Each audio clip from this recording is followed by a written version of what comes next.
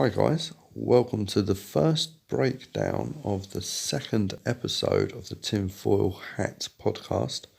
This is in order to break down some of the plants that we went over in the podcast, being that some I have just taken delivery of, others are in the post, but this one that we are looking at here is by far and large the most important for myself and humanity, but is also prudent, I feel, for anybody who wishes to have a holistic indulgence in vitamins and minerals.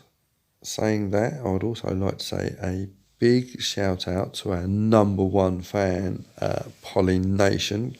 Good to have you on board, Pollination.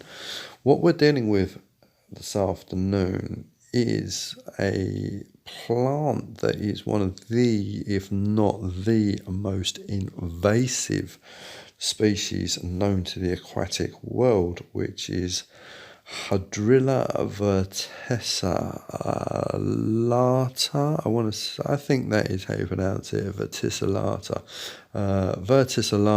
Hydrilla. Basically, it's pronounced Hydrilla, spelled Hydrilla.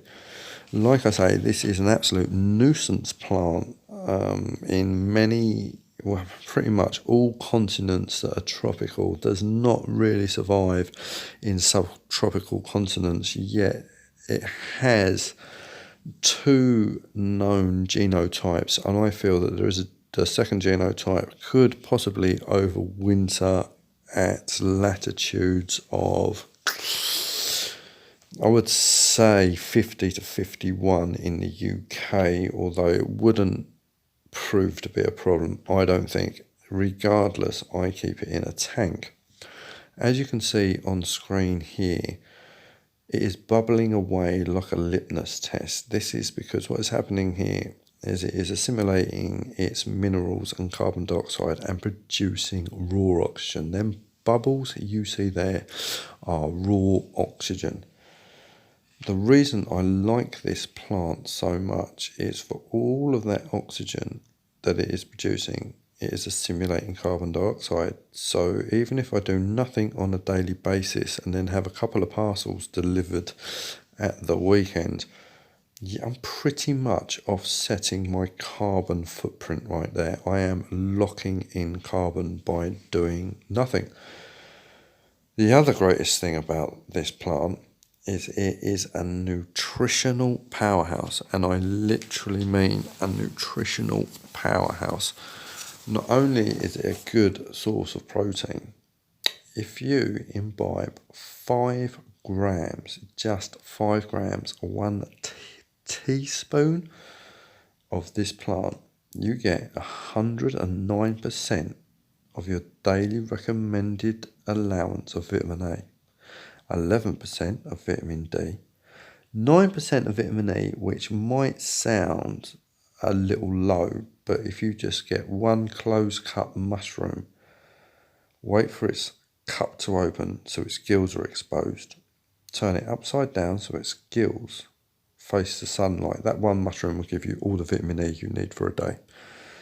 Likewise, a 5 gram serving will give you no less than 480% of your daily recommended allowance of thiamine, 15% of riboflavins, 65% of niacin, 225% of vitamin B6, 7,750% of vitamin B12, which, to anyone who wants to bring up this argument that vegans or anybody who doesn't eat meat can't get their vitamin B12, just doesn't do the research. They just spout the usual nonsense.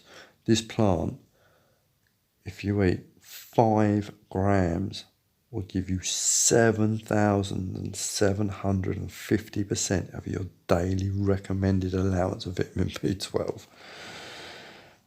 Likewise, it will give you 84% of pantothenic acid, 62% calcium, and this is really important because this is biosoluble calcium.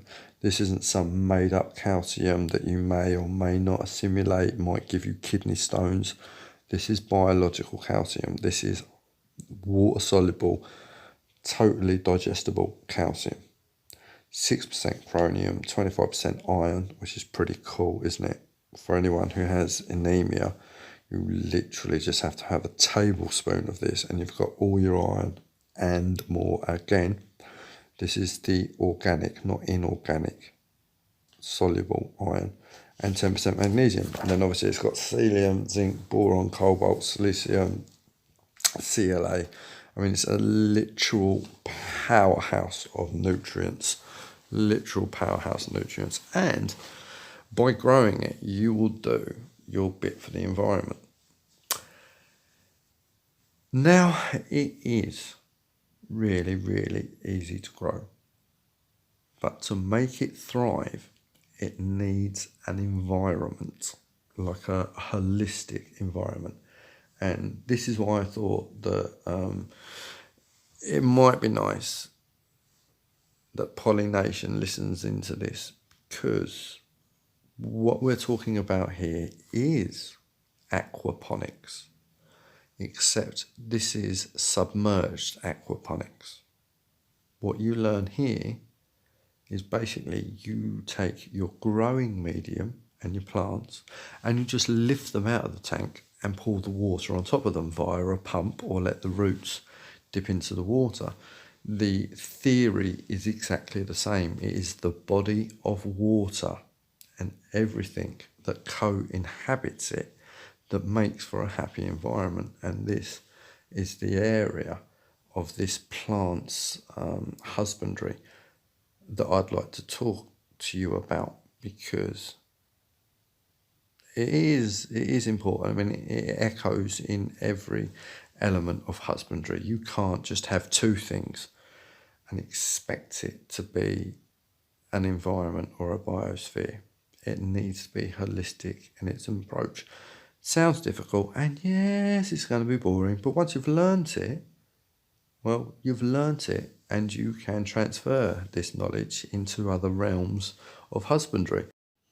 So if we take a moment to look at the tank itself, it is a 30 centimetre by 30 centimetre by 30 centimetre tank, or 1 foot by 1 foot by 1 foot tank for our US brethren there, which holds pretty much 21 litres or 5.5 US gallons. Now, the substrate that I use for planting is the generic substrate that I use for pretty much everything, unless it is a very specific need for a plant, which is BioBiz All Mix, which is pretty cool because I'm pretty sure you can get this pretty much anywhere and is relatively cheap. Now, I used 4 litres or 1 US gallon of BioBiz as my planting medium. Now, what I'd done was I put the substrate in and wetted it down until the water rose a little bit above the substrate itself, and then all the aerating particles,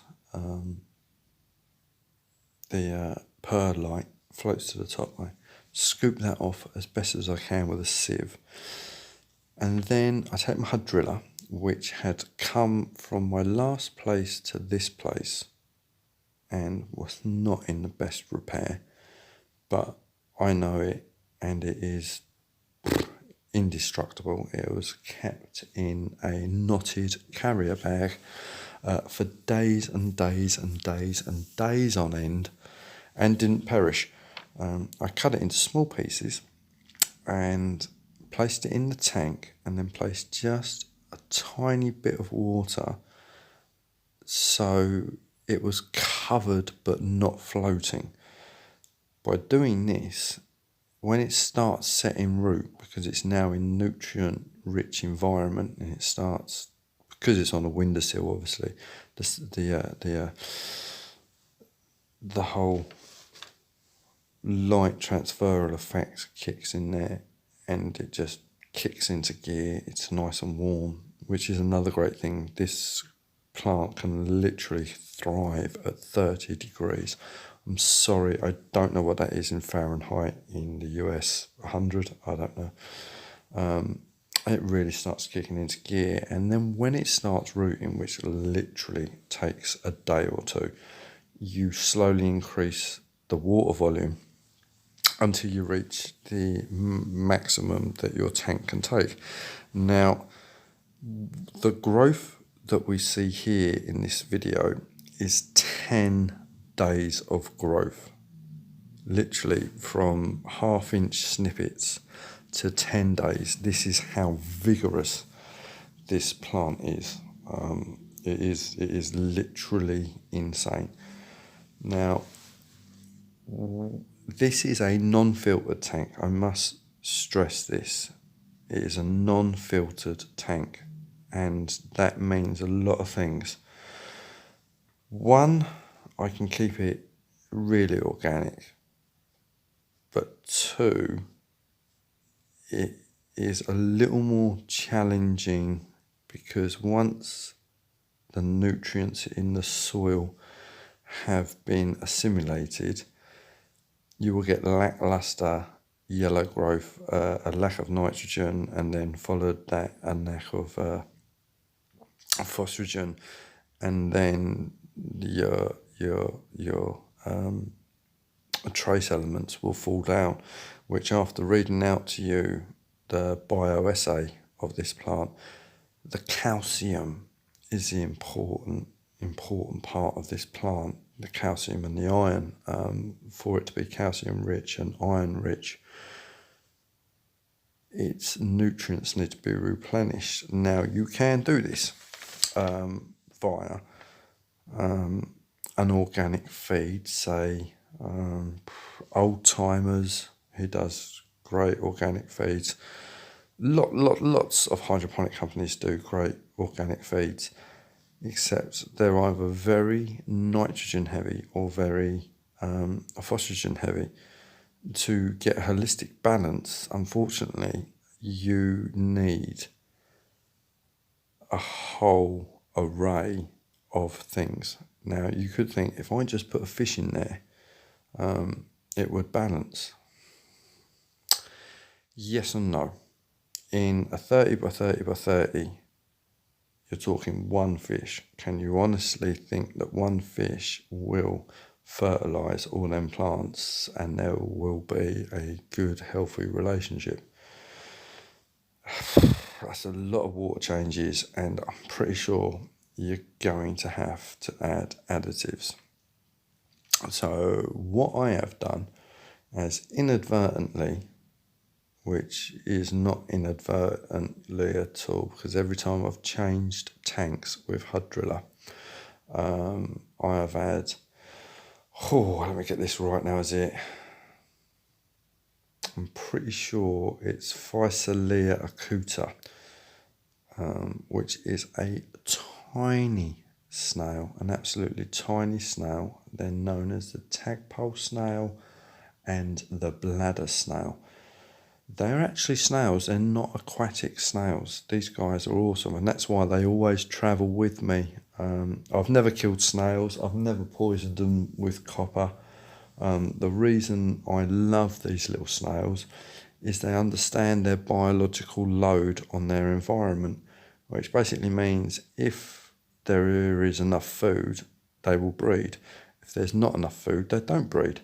So they always sort of keep themselves in check, which I find brilliant. And the other thing that I love is they're not affected by water quality or the amount of oxygen in a tank, because what they do is they go to the surface, turn upside down on the surface, do a little somersault, sort of put their neck down, and in that little gap, get a little bubble of air and go down and have a little air tank and breathe, have a little rummage around and go back up. the other brilliant thing about them is they eat diatoms and zooplankton. They don't eat your plants. They're like a little cleaning crew. They just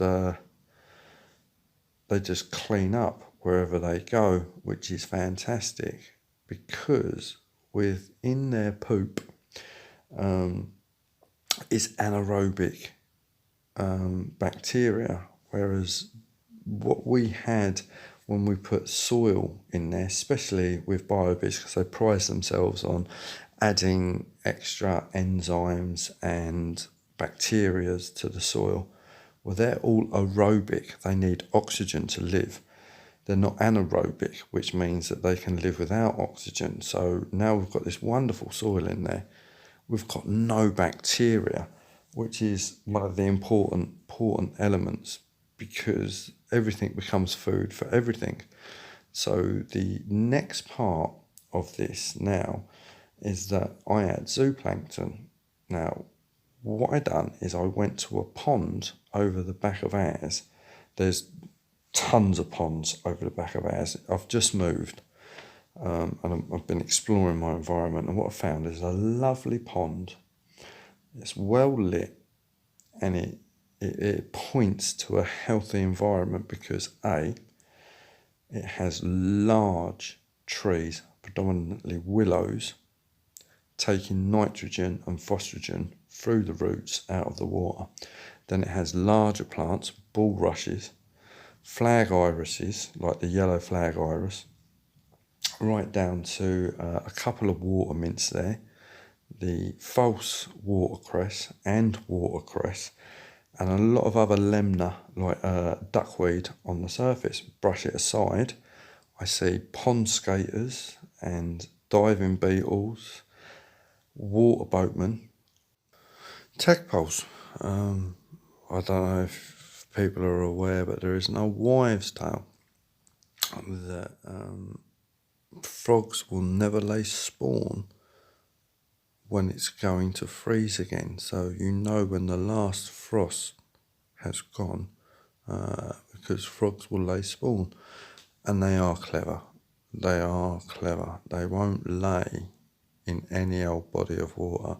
It needs to be a mature body of water, because when frogs are immature tadpoles and they come out of their little jelly nest, don't have their gills yet, they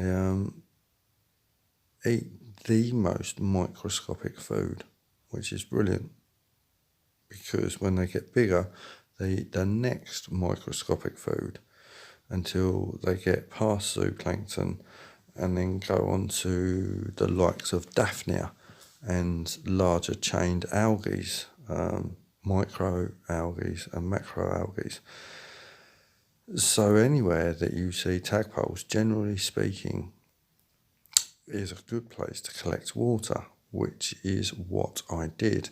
Now, I put a cloth over a bottle mouth entrance and submerge the bottle and wait for it to fill up. It takes forever, obviously, because the water just can't rush in because it's being filtered. Now, there are problems with this. There are.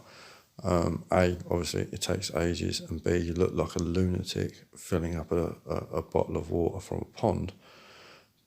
But the others are significant. You never fill water from anywhere that has sheep nearby, because you can contract a terrible pathogen called a liver fluke.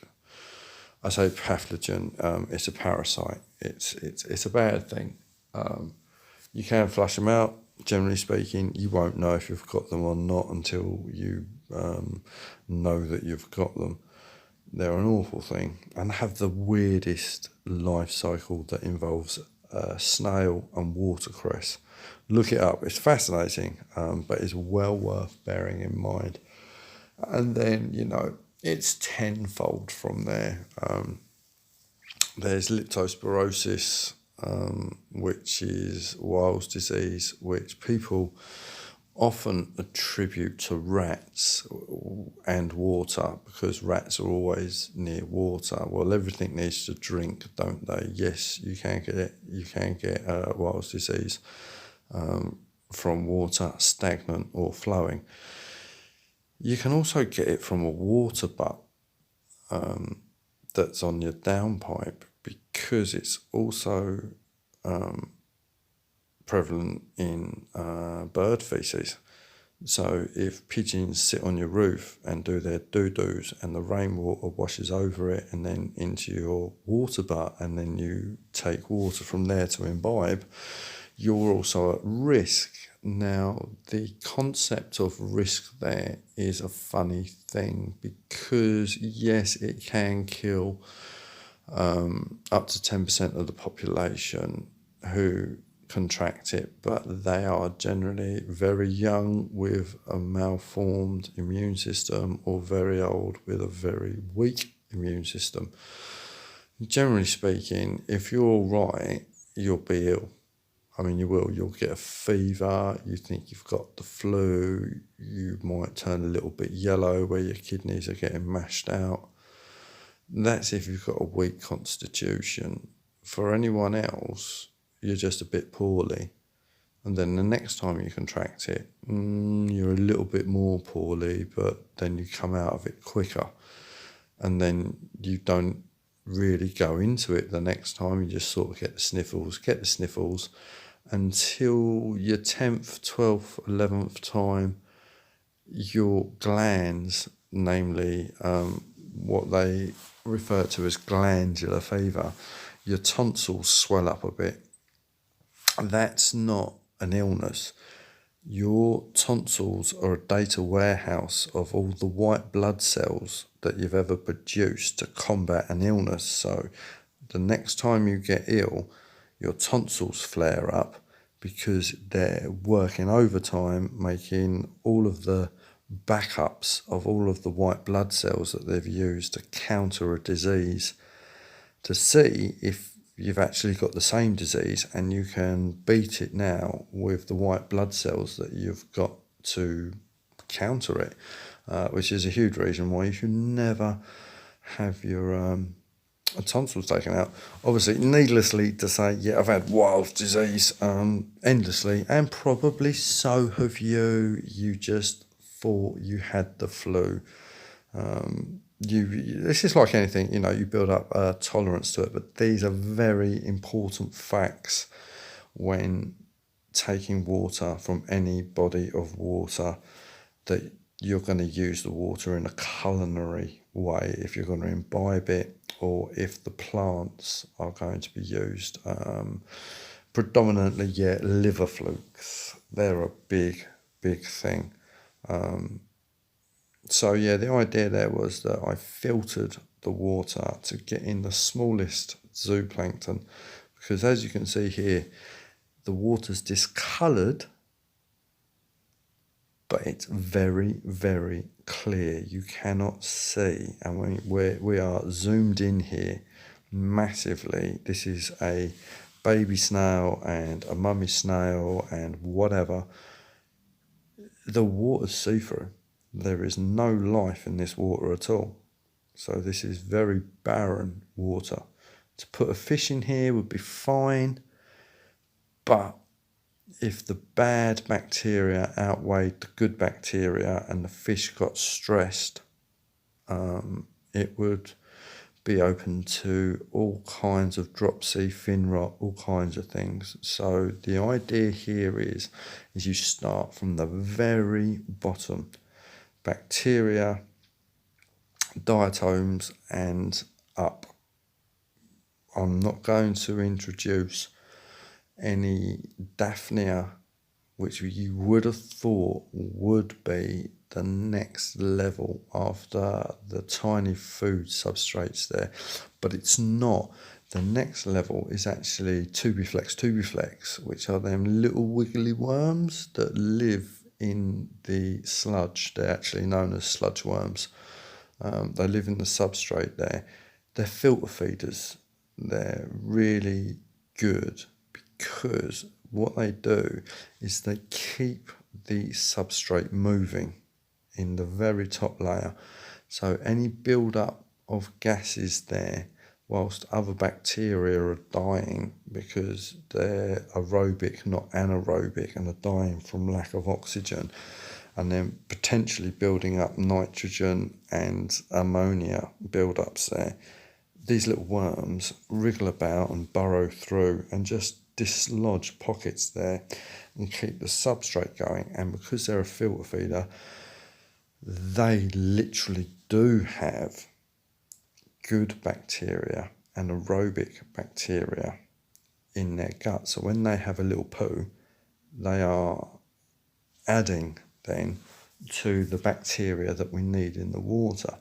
This cycle goes on, and then we add the more lifelike elements, which are the Daphnia, and then maybe something a little bigger.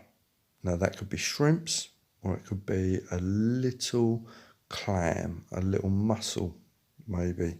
I'm not sure on that front yet, but I'm definitely going to head for a beta, I think. One beautiful beta. And then as days go on, a little heater to heat it. But anyway, this is the most important plant that I keep in my house, and I keep shit tons of plants. This is the one, and I have kept this in a 2-litre ice cream tub. You can keep it in a 1/2 litre water bottle. You don't even have to give it soil, just give it a water change and it will grow. It is the most nutritional plant you can grow. If you haven't got a garden, if you can't do germinating of seeds for sprouted seeds, if you can't do this, and you can do this. You can literally do this. This plant is phenomenal. If you can't get it where you are, give us an email. We'll get it on the hush hush. All right. This has been the Tinfoil Hat Podcast Breakdown for Plants, Volume 1. I'll see you on the flip-flop, guys.